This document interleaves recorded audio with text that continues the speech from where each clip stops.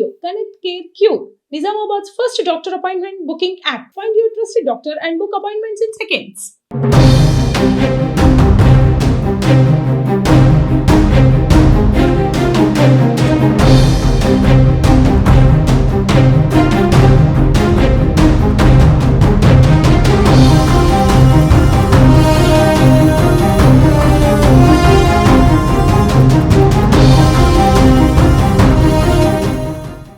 Nizamabad parliament సభ్యుడు Dharmapuri అరవింద్పై case నమోదైంది. ఇక విధి నిర్వహణలో ఉన్న పోలీసులపై అనుచిత వ్యాఖ్యలు చేశారని చెప్పేసి ఎంపీ అరవింద్పై పలు సెక్షన్ల కింద కేసు నమోదు చేయడం జరిగింది.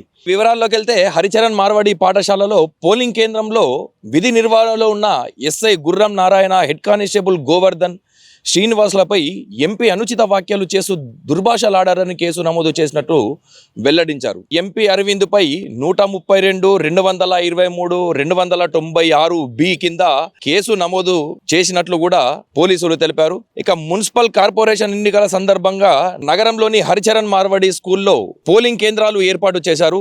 ఈ సందర్భంగా అక్కడ SI Gurram Narayana, 1 town police station కు చెందిన సలీం, గోవర్ధన్, మాక్లూర్ పోలీస్ స్టేషన్ కు చెందిన శ్రీనివాస్ ఎన్నికల బందోబస్తులో విధి నిర్వహణలో ఉన్నారు. మధ్యాహ్నం సుమారు 3 గంటల సమయంలో నిజామాబాద్ పార్లమెంటు సభ్యుడు అరవింద్ ధర్మపురి, ఆయనతో వచ్చినటువంటి కార్యకర్తలు కూడా పోలింగ్ బూత్ వద్దకు వచ్చి విధి నిర్వహణలో ఉన్న సిబ్బందిపై దుర్భాషలాడారు. పోలీసులపై అసభ్య రెచ్చగొట్టే వ్యాఖ్యలు చేశారని పోలీసులు తెలిపారు. క్యాండిడేట్ బంటు ప్రవీణ్ కూడా లోపలికి వెళ్ళు, ఎవరైనా అడ్డగిస్తే బయటకి గుంజుకరా అని చెప్పేసి కూడా క్యాండిడేట్ కి చెప్పడం జరిగింది.